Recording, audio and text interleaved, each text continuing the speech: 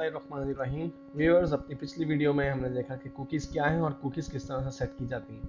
लेकिन उसी वीडियो में हमने ये भी डिस्कस किया कि कुकीज़ से जो इंफॉर्मेशन सर्वर को मिलती है वो रिलायबल नहीं होती, इस हवाले से क्योंकि यूज़र को काफ़ी हद तक कंट्रोल हासिल होता है कुकीज़ के ऊपर। मिसाल के तौर पर अगर मैं अपने वेब ब्राउज़र से ब्राउज़ कर रहा हूँ किसी वेबसाइट को, तो मेरे कंप्यूटर में, मेरे हार्ड ड्राइव में जो कुकीज़ जनरेट हो रही हैं, मैं उन्हें चेंज भी कर सकता हूँ और मैं उन्हें डिलीट भी कर सकता हूँ। तो इसका मतलब है कि कुकीज़ से मिलने वाली इंफॉर्मेशन ज़्यादा रिलायबल नहीं। एक प्रॉब्लम जो हमें देखना पड़ता है वो ये है कि हमारे वेब पेजेस की कोई मेमोरी नहीं होती, यादाश्त नहीं होती। वेब पेजेस ये बात रिमाइंड नहीं रख सकते कि हमने किसी पेज पर क्या एक्टिविटी परफॉर्म की थी। मिसाल के तौर पे हम एक ई कॉमर्स वेबसाइट की एग्जांपल लेते हैं। ई कॉमर्स वेबसाइट, आप जैसा कि आप जानते होंगे, एक ऐसी वेबसाइट होती है जिसपे आप ऑनलाइन परचेजिंग कर सकते हैं। जब आप एक पेज पर कुछ गुड्स को ऐड करते हैं, कुछ चीज़ों को अपने कार्ट में ऐड करते हैं, आप परचेज करना चाहते हैं, जब आप उस पेज से जंप करते हैं नेक्स्ट पेज पे, तो डेफिनेटली आपका वेब पेज ये याद नहीं रख पाएगा कि आपने कौन सी चीज़ें सिलेक्ट की थी, कौन सी चीज़ें आपने परचेज की थी, आपके कार्ट में इस वक्त क्या मौजूद है। जब आप नेक्स्ट पेज पर जंप करेंगे तो डेफिनेटली आपकी कार्ट, आपकी वो जो टोकरी है जिसमें आप चीज़ें रखते हैं ऑनलाइन परचेजिंग करने के लिए, वो एम्प्टी होगी। तो अगर हम इसको कुकीज से रिलेट करना चाहें तो जैसा कि मैंने आपसे कहा कि कुकीज से अगर हम रिलेट करते हैं तो वो इन्फॉर्मेशन रिलायबल नहीं है, क्योंकि यूज़र उसको अमेंड कर सकता है। इसलिए हमें एक और टेक्निक यूज़ करनी पड़ती है जिसे हम कहते हैं सेशन। सेशन एक ऐसी फाइल होती है जो कि सेव होती है वेब सर्वर पर, ना कि यूज़र के कंप्यूटर पे। और session file basically relate cookie से ही करती है। हम यूँ कह सकते हैं कि कुकीज़ और सेशन के कम्बिनेशन से हम टेम्परेरी मेमोरी क्रिएट कर देते हैं अपने वेब पेजेस के लिए। मिसाल के तौर पे एक यूज़र जब किसी वेबसाइट पे कुछ चीज़ परचेज करने के लिए जाता है, ऑनलाइन परचेजिंग के लिए, वहाँ से जब वो कुछ चीज़ें अपने कार्ट में ऐड करता है तो एक फाइल क्रिएट हो जाती है जो कि वेब सर्वर पर सेव हो जाती है और जिस पर यूज़र को एक्सेस मौजूद नहीं होती। वो फाइल सेशन फाइल कहलाती है। जब यूजर उस पेज से जंप करता है किसी दूसरे पेज पे, तो वो सेशन फाइल उस यूजर से रिलेट करती रहती है, क्योंकि यूजर ने जब वो चीजें परचेज की तो उसके लोकल कंप्यूटर पे जो है वो कुकी जनरेट हो गई और उसके हमारे वेब सर्वर के ऊपर एक सेशन फाइल क्रिएट होगी। कुकी जो जनरेट होगी उसके अंदर सेशन फाइल का आईडी जो है वो शामिल होगा। उस आईडी से बेसिकली हमारा वेब सर्वर रिकॉग्नाइज करेगा कि ये यूजर इस यूजर से कौन सी जो है वो फाइल रिलेट कर रही है। मिसाल के तौर पे अगर 50 यूजर एट अ टाइम एक वेबसाइट के ऊपर मौजूद है, ई कॉमर्स की वेबसाइट पे, और वो डिफरेंट चीजें परचेज कर रहे हैं, तो वो 50 यूजर के जो 50 यूजर्स हैं उनके लोकल कंप्यूटर पे कुकीज जनरेट होंगी। उन कुकीज के अंदर आईडी मौजूद होगा। वो आईडी बेसिकली रिलेट कर रहा होगा उस सेशन फाइल को जो कि वेब सर्वर पर मौजूद है। इसको हम यूं कह सकते हैं कि कुकी में मौजूद आईडी की वजह से वेब सर्वर ये रिकॉग्नाइज करेगा कि इस यूजर की सेशन फाइल कौन सी है।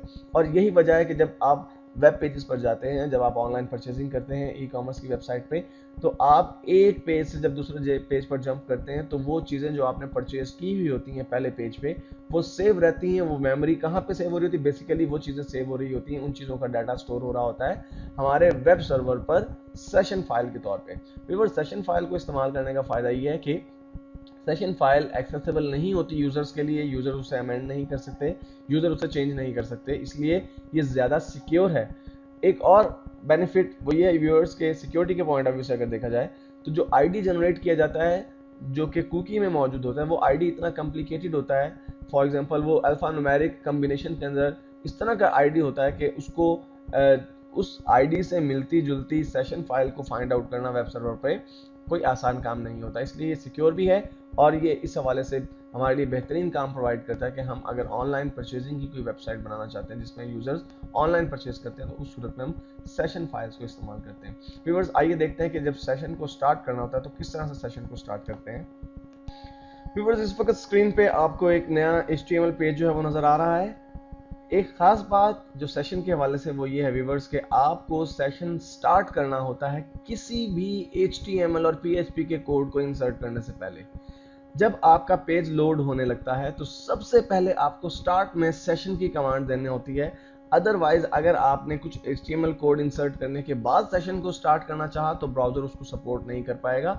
आपको शुरू में ये कमांड दे देनी है कि आपका ब्राउजर ये समझ जाए कि सेशन स्टार्ट करना है मुझे, तो इसके लिए आपको HTML से भी पहले बेसिकली एक PHP वर्क एरिया जो जनरेट करना होगा और वहां पे आप जो वो कमांड इंसर्ट करेंगे जिसकी वजह से सेशन स्टार्ट होगा। ये बहुत छोटी सी और सादा सी कमांड है, लेकिन ये काफ़ी पावरफुल है इस हवाले से कि आपका सेशन इसी कमांड से स्टार्ट होता है।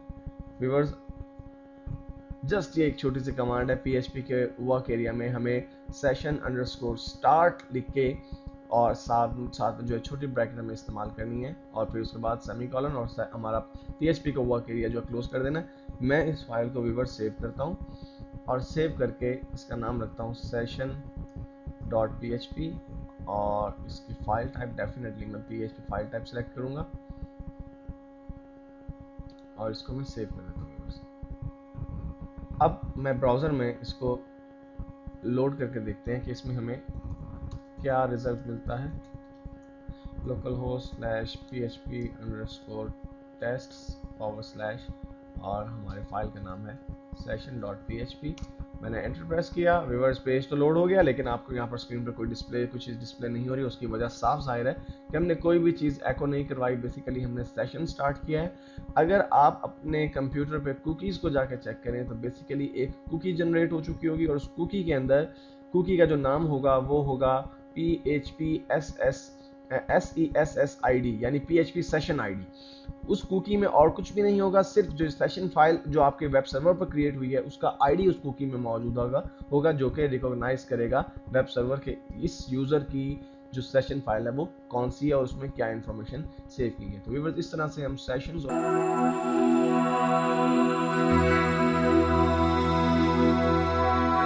बिस्मिल्लाहिर्रहमानिर्रहीम। व्यूअर्स, अपनी इस वीडियो में हम देखेंगे कि हेडर क्या होता है और PHP में हेडर की मदद से आप क्या फंक्शन परफॉर्म कर सकते हैं।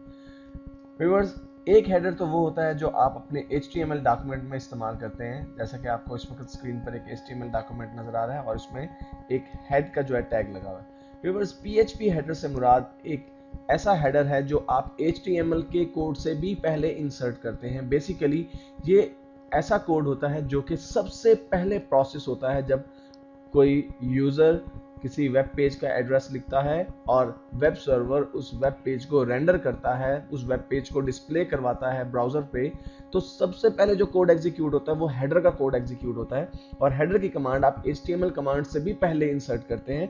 बेसिकली आप हेडर कमांड की मदद से ब्राउजर्स को इंटीमेट करते हैं कि उसने क्या फंक्शन परफॉर्म करना है। मिसाल के तौर पे, अगर जिस लिंक पर यूजर क्लिक कर रहा है या जो लिंक URL इंसर्ट कर रहा है वो URL जो है वो बेसिकली किसी एक्सेल फाइल का है, तो आप अपने हेडर के अंदर ये इंफॉर्मेशन अपने जो है वो ब्राउजर को पहुंचाएंगे कि आप जिस पेज को डिस्प्ले करवाने जा रहे हैं वो एक्सेल फाइल है, आप जिस पेज को डिस्प्ले करवाने जा रहे हैं वो PDF फाइल है, आप जिस पेज को डिस्प्ले करवाना चाह रहे हैं वो डॉक फाइल है। या फिर आपने अक्सर व्यूअर्स एक्सपेरिमेंट किया होगा कि आप जब कोई लिंक लिखते हैं तो वो लिंक आपको रीडायरेक्ट कर देता है किसी और पेज के ऊपर, तो आप जो रीडायरेक्ट हो रहे होते हैं बेसिकली वो भी हेडर की मदद से रीडायरेक्ट हो रहे होते हैं। इसी तरह से व्यूअर्स, आप रीडायरेक्ट के अलावा 404 एरर, ये वो एरर है व्यूअर्स जो उस वक्त ब्राउजर पर डिस्प्ले होता है जब रिक्वेस्टेड पेज सर्वर पर फाइंड नहीं होता। तो बेसिकली 404 एरर का जो आप डिस्प्ले करवाते हैं एरर पेज पर ब्राउजर पर, वो भी आप हेडर की मदद से ही करवाते हैं। इसका मतलब है कि हेडर वो एरिया है जहां आप वो कमांड इंसर्ट करते हैं जो सबसे पहले आपको एग्जीक्यूट करवाना है। अगर आप हेडर की कमांड HTML के बाद कहीं पे इंसर्ट करेंगे तो वो प्रॉपर्ली काम नहीं करेगी, क्योंकि ब्राउजर जब ऊपर टॉप से पेज को रीड आउट करना शुरू कर देगा और उस वक्त उसे कुछ हेडर से रिक्वेस्ट मिलेगी या हेडर कमांड सामने उसके आएगी, तो ब्राउजर कहेगा जी कि मैं तो आधे रास्ते में पहुंच चुका हूं, आधा पेज मैंने जो है वो लोड कर लिया अपनी मेमोरी के अंदर। इसलिए हेडर कमांड जब आप इंसर्ट करते हैं किसी पेज के अंदर तो आप HTML से भी ऊपर उसे इंसर्ट करते हैं। व्यूअर्स, इस वीडियो में मैं दो बेसिक जो फंक्शंस हैं हेडर के उनको डिस्कस करूंगा। आप बहुत से फंक्शन परफॉर्म कर सकते हैं हेडर के साथ। इस हवाले से व्यूअर्स मैं पहले भी तस्करा कर चुका हूं www.php.net। आप तमाम फंक्शंस वहां पे जाके देख सकते हैं कि हेडर्स के अंदर हम कौन कौन से फंक्शन परफॉर्म कर सकते हैं।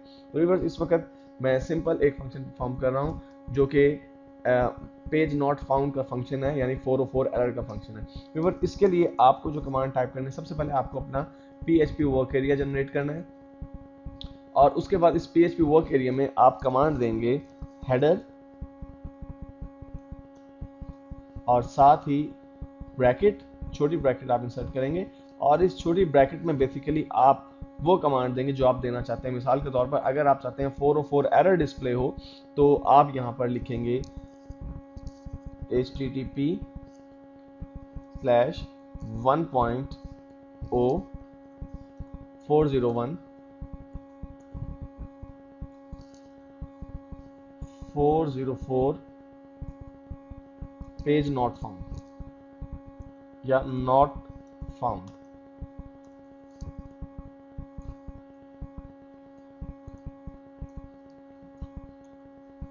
नॉट फाउंड व्यूअर्स, इस कमांड से बेसिकली होगा ये कि आपका जो पेज है वो डिस्प्ले नहीं होगा, उसकी जगह एक एरर आ जाएगा कि ये पेज जो है वो फाउंड नहीं हुआ, बल्कि एरर भी डिस्प्ले नहीं होगा, सिंपली आपका पेज लोड ही नहीं होगा। व्यूअर्स, हम इस पेज को सेव करते हैं और मैं इसे सेव करता हूं header.php के नाम से, और फाइल टाइप में डेफिनेटली मैं PHP फाइल टाइप को सिलेक्ट करूंगा और इसे मैं सेव करता हूं। और इसके बाद व्यूअर्स, ब्राउजर में मैं इस फाइल को लोड करता हूं, header.php फाइल को। तो http localhost/php_test/header.php। व्यूअर्स, यहाँ पर इस लोड करने से पहले मैं आपको दिखाना चाहता हूँ कि इस पेज का जो मैंने टाइटल रखा है वो हेडर रखा है।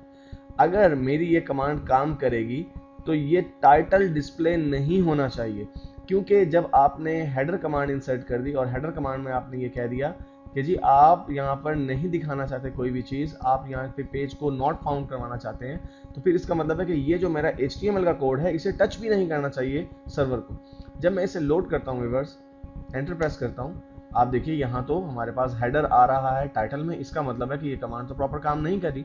उसकी वजह यह है व्यूअर्स कि हमने इस कमांड को प्रॉपर्ली अभी इंप्लीमेंट नहीं किया। इसके बाद जो मुझे एक काम और करना है वो ये है कि मुझे एग्जिट करवाना है। बेसिकली जब तक मैं एग्जिट का वर्ड लिख के यहाँ पे सेमीकोलन इंसर्ट नहीं करूंगा, ये कमांड प्रॉपर्ली इंप्लीमेंट नहीं होगी। मैं इसे सेव करता हूँ। अब जब आपने एग्जिट कर दिया तो आपका सर्वर जब बेसिकली से जब आपने एग्जिट नहीं लिखा था, आपका सर्वर इसे रीड आउट करता है और फिर नीचे उसे HTML कोड मिलता है तो वो उसे भी डिस्प्ले करवा देता है। जब आपने यहाँ पे एग्जिट लिख दिया तो अब आपका सर्वर इसे रीड आउट करेगा और फिर एग्जिट कर जाएगा यहाँ से।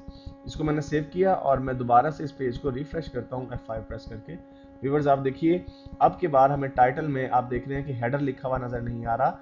और अगर मैं इसका पेज का सोर्स देखूं तो आप देखेंगे व्यूअर्स कि एक ब्लैंक फाइल मुझे नजर आ रही है। उसकी वजह यह है कि जो भी HTML कोड था उसको उसने टच भी नहीं किया। तो व्यूअर्स, इस तरह से आप हेडर की मदद से अपने पेज को जो है वो अगर नॉट फाउंड का एरर हो तो वो डिस्प्ले करवा सकते हैं। इसके अलावा व्यूअर्स, एक और चीज़ जो बहुत अहम है वो है लोकेशन के हवाले से व्यूअर्स, कि आप लोकेशन किसी और पेज पे जंप करवा सकते हैं, यूज़र को किसी और पेज पे जो है ले जा सकते हैं, जिसे हम कहते हैं रीडायरेक्ट करना। इसी तरह से व्यूअर्स, अगर आप चाहते हैं कि आप हेडर की मदद से यूज़र को रीडायरेक्ट कर दें किसी और पेज पे, तो वो भी आप काम बड़ी आसानी के साथ कर सकते हैं। उसके लिए सिंपली आपको जहाँ पे आपने यहाँ HTTP 1.0 लिखा है वहाँ पे आपको लोकेशन लिखनी है उस जगह की जहाँ पे आप यूज़र को जंप करवाना चाहते हैं। फॉर एग्जांपल, मैं चाहता हूँ कि मेरा यूज़र जंप कर जाए, ये मैं इन्वर्टेड कॉमास में लिखूंगा लोकेशन, और लोकेशन क्या है HTTP www.google.com। तो इस लोकेशन पे अगर मैं जंप करवाना चाहता हूँ अपने विजिटर को, तो जो ही ये पेज लोड होगा तो ये इस पेज में चाहे नीचे कोई भी टेक्स्ट हो, कुछ भी मौजूद हो, यहाँ पर वो टेक्स्ट डिस्प्ले नहीं होगा, डायरेक्टली यूजर जो है वो जंप कर देगा इस पेज के ऊपर, रीडायरेक्ट हो जाएगा। व्यूअर्स, आप यहाँ पर इस एग्जांपल में मैंने यहाँ पे एक एक्सटर्नल जो है वो लिंक लिया है, मैं यहाँ पे इंटरनल लिंक भी ले सकता था, यानी वही फाइल जो मेरे वेब सर्वर पर पड़ी है, मेरे कंप्यूटर पर पड़ी है, मैं उसमें से भी किसी भी फाइल के साथ इसको लिंक कर सकता था, किसी भी PHP पेज के साथ इसे लिंक कर सकता था, लेकिन मैंने इसे एक एक्सटर्नल लिंक दे दिया। मैं इसे सेव करता हूँ व्यूअर्स, और सेव करने के बाद मैं एक नए पेज पे इसको ओपन करता हूँ, php_test/header.php, और व्यूअर्स मैं एंटर प्रेस करता हूँ। देखिए व्यूअर्स, जो ही मैंने एंटर प्रेस किया मैं जंप कर गया हूँ google.com.pk पे। और अगर मैं इस पेज के कोड को देखूं तो बेसिकली हमें जंप करना चाहिए था अब जो हमारा पेज header.php है, लेकिन हेडर में चूंकि इस पेज के अंदर हमने हेडर के अंदर एक PHP कमांड इंसर्ट कर दी और उस PHP कमांड की मदद से हम रीडायरेक्ट कर रहे हैं यूजर को किसी और पेज पे, इसलिए वो